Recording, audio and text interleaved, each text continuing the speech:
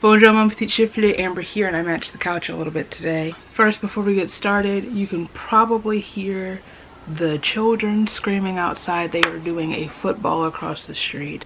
Today is October 3rd, and I need to film my September reading wrap-up, so that's what I'm here to do. In September, I was participating in 2 readathons, Monster-a-thon and Yonsei-a-thon. I did not succeed with either of them, if I'm being honest. I had a total of what, like 7-8 books to read, fulfill the prompts for both of them. 1 2 3 4 wait 1 2 3 4 5 7 8 and I read a total of 4 books. One of them was an ebook on my Kindle. I read 4 books and 2 were for, and there were 2 for each readathon. I did start 2 of the final 3 that I needed to complete, and then I'll talk about that later. The first book that I completed in September, I read, like I said, on my Kindle, and it was for a Yonsei-a-thon. It met the task of Mood Forever, which was to read a book featuring a black protagonist that doesn't center around trauma, and also Black Parade, read a book with an intersectional black identity. And I read A Girl Like Her by Talia Hibbert, who is hands down my favorite romance author at the moment. I've made it my mission. I'm trying before the year is done to read as many Talia books as possible. I recently downloaded Mating the Huntress, so I'm hoping to get around to that this month because it's like a Halloween read.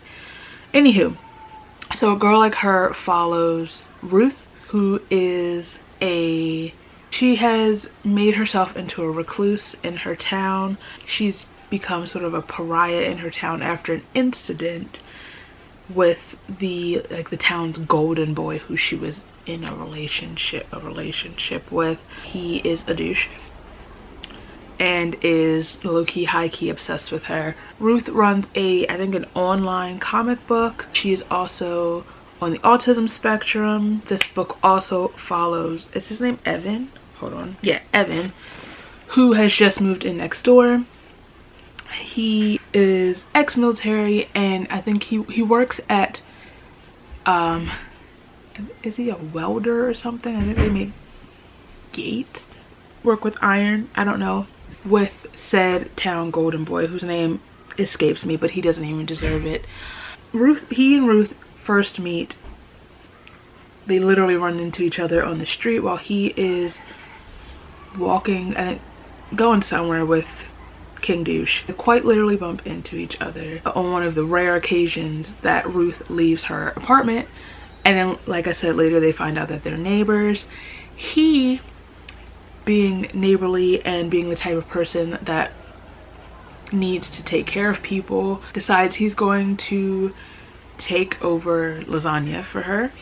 And upon finding out that she doesn't have a stove, he starts cooking dinner for her, and that's how their friendship builds, and then like that level of trust is established and their relationship blossoms and unfolds. There's a lot of drama, especially with the ex.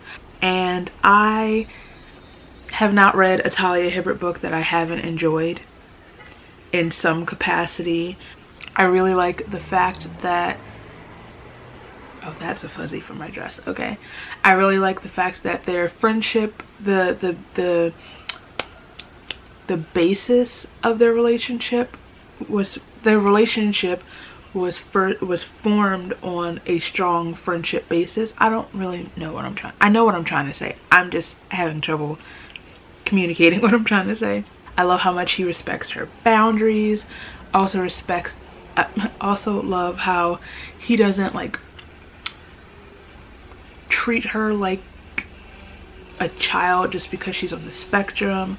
I don't know, I love all of the layers to this story. I really enjoyed it.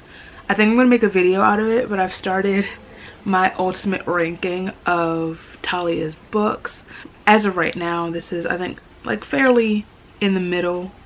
She has a lot of books. I'm still working through a good chunk of them. But yeah, I enjoyed it. I enjoyed Evan as a character. I love me a man that will cook for me. Okay, so moving swiftly along. The next book I've read was a continuation of my newest favorite series. And it's A Reaper at the Gates by Sabaa Tahir. September was Reaper month for the Penguin Teen Ember read-along. I finished this far sooner than the readathon. I mean the read-along, but look, y'all are probably tired of me talking about this series by now. I don't care. There's not much. I can't tell you really what this book's about because it would spoil the first two books. But just know that this series,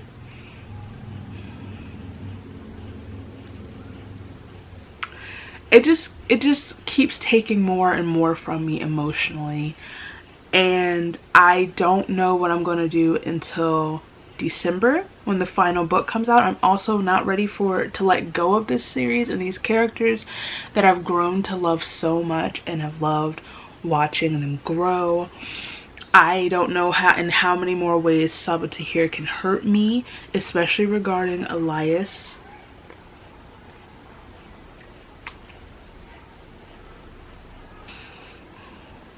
I will say, and I've said it a few times, that I really adore watching how much Laya has grown from book one, from being just this girl who is so fearful and sometimes lets that hold her back, to this person who's really coming into her own and taking charge of so many situations and coming into her own power.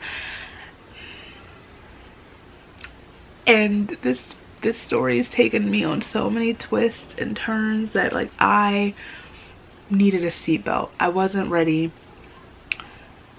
Even the things that I predicted, the way they came to, like, they were revealed. Miss Sabaa Tahir is an artist. An artist. I aspire to fine-tune my craft this well, as far as making layered, flawed human characters, some inhuman characters, but whatever. The world building, just how vivid and just real her world and characters are. And like I said, I'm not ready for December. I'm not ready to say goodbye to this series. I don't know what I'm gonna do. I keep saying I don't know what I'm gonna do until December. I don't know what I'm gonna do after December. What I'm probably gonna do is get the book and not read it for a few months because I'm trying to prolong the inevitable. Oh, also, I read this book for Monsterathon for Hydra's Hangout. It's to read a book based on mythological creatures. There's a lot of mythology involved in this series. Oh, also, Helene's there. I realized I only talk about Laya and Elias, and I look at the cover, I'm like, yeah, that's...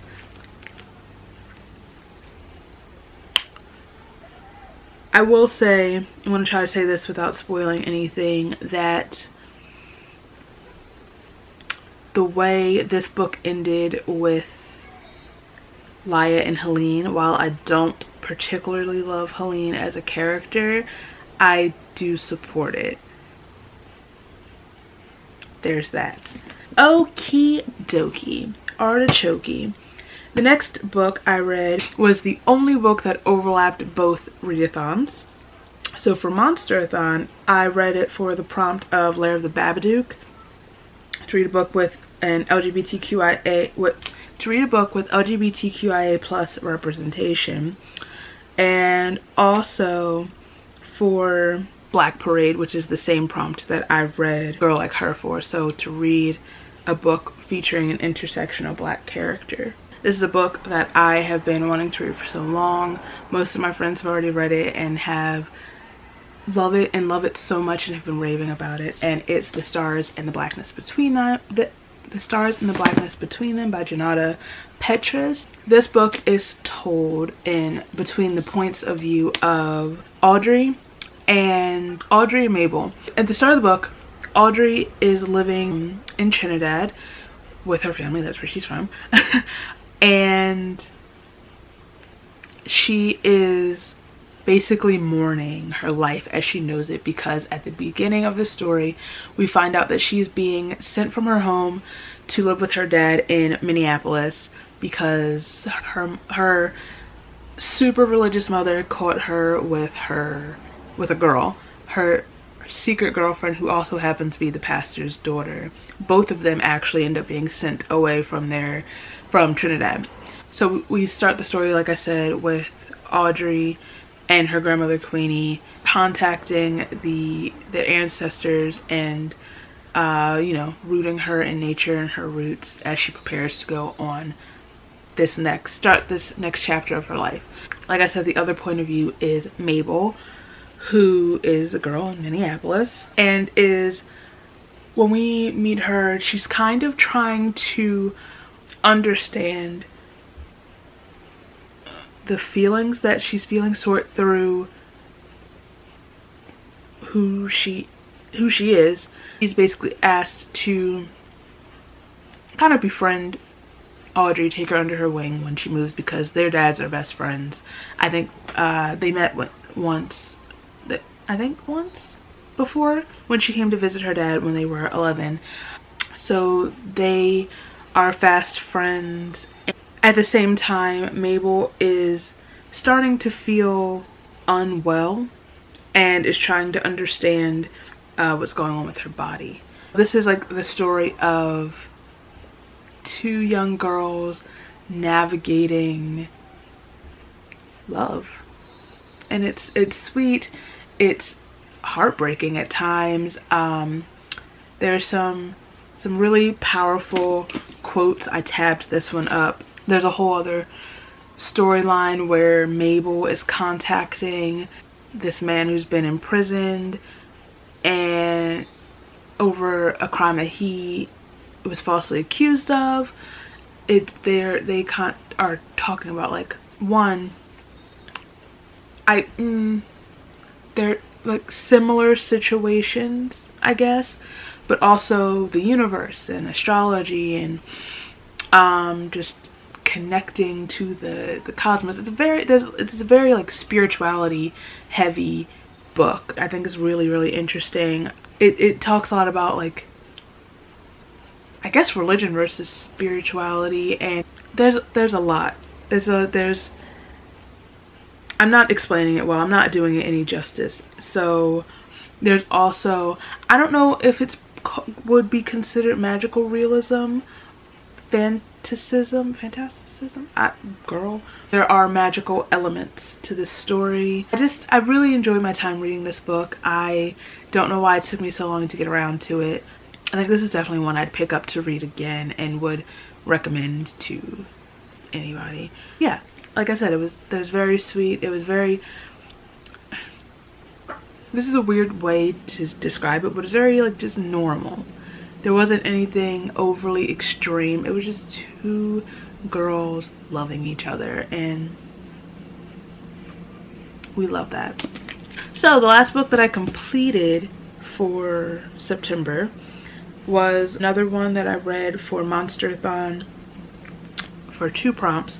One, Another Hydra's Hangout, once again, which is a book based on mythological creatures, and also My Swamp, so basically a book with a good looking cover. And I read Star Daughter by Shweta Thakkar. I don't know why I said her name like that, I'm sorry, which is one of my most anticipated reads of this entire year. This is the Alcott edition, which is stunning. This isn't the edition that I read, but I can't find that right now. So this book follows Sheetal, who is half mortal, half star.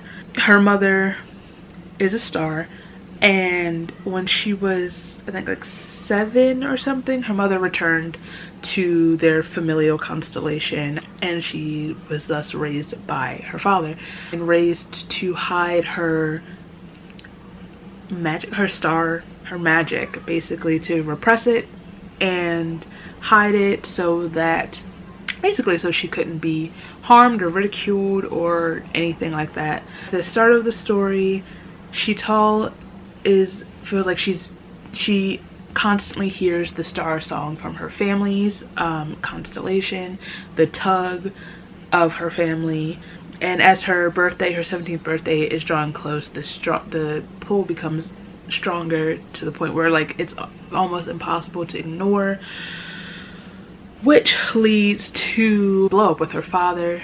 They get into an argument and she accidentally burns him with a flare of starfire, which puts him basically in a coma, and the only thing that can heal him is Star's blood. She tries with her own, it's not enough. She has to return to, or she has to go to her mother's realm and try to procure some Star's blood. When she gets there, she finds out her family has been summoning her home to compete for them in this contest that will decide the next ruling house of the heavens.